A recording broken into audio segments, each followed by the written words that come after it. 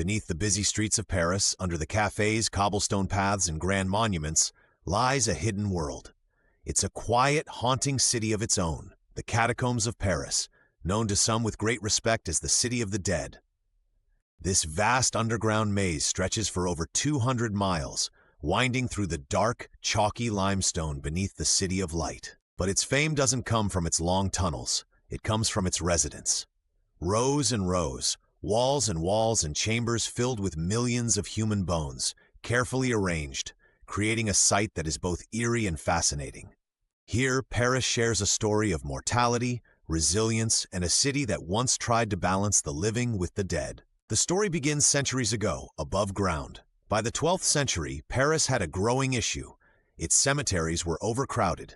The nearby streets became filled with decay. Disease spread quickly, and the smell was enough for everyone to realize that change was needed. It wasn't just a matter of comfort, it was survival.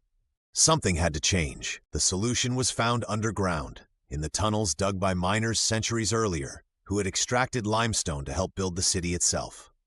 By the late 18th century, these tunnels became a resting place for bones taken from overcrowded graves above.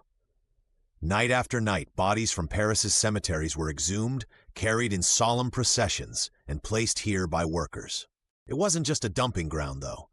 The remains were carefully arranged in patterns, with walls of skulls and femurs stacked precisely, turning the tunnels into a macabre yet oddly artistic memorial. And so, what was once decay above transformed into reverence below, the birth of the catacombs. Today, as you enter the cool, damp air at the entrance, you find an unassuming doorway leading down a winding spiral staircase, one of many ways to cross from the world of the living into the city of the dead.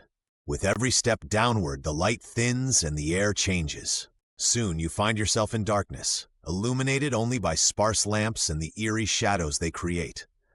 The ceiling is low and rough, and the walls are damp. On those walls are inscriptions, small plaques engraved with warnings, poems, and reflections on life and death. One reads, "Arrête, c'est ici l'empire de la mort." Stop, this is the empire of the dead. What strikes you most upon entering is the silence.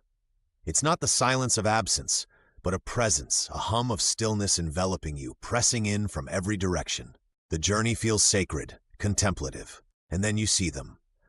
The bones, mounds upon mounds, line the walls, some arranged decoratively while others fill alcoves. Everywhere you turn, there's a reminder of humanity's shared fate, each skull seemingly gazing back with a timeless, unspoken question. The catacombs are not just the resting place for Paris's anonymous dead. Among these countless remains are figures whose names echo through history. Philosophers, artists, and scientists of their time. Lives that once shaped the city now rest silently beneath its bustling streets. Some are nameless, buried among the common, while others retain quiet fame even in death. But here, titles matter little. This isn't a place for hierarchies. It's a space where equality reigns, as certain as the end itself. The artistry of the arrangements captivates both visitors and historians. This isn't just a burial site. It's a place for reflection and acknowledgement. Some chambers feature carvings, mosaics made of bone, and geometric shapes created with meticulous care. They evoke feelings of dread and awe, a reminder not just of horror, but also of creativity and reverence, even in death. Over the centuries, the catacombs gained new cultural significance. Writers, poets, and artists found inspiration in its stark beauty and deep mystery. Victor Hugo wrote about the tunnels in Les Miserables. Bram Stoker alluded to their shadowy corridors in his stories. And filmmakers today use the catacombs to explore themes of mortality, fear, and history. Filmmakers today use the catacombs to explore themes of mortality, fear, and history. Underground concerts, secret tours, and artistic installations occasionally bring light into its darkness, though these off-the-beaten-path explorations can be controversial and, in some cases, illegal. The catacombs have also become a place for those seeking answers beyond the earthly realm. Ghost stories abound, of footsteps echoing in empty tunnels and whispers carried on the stale air.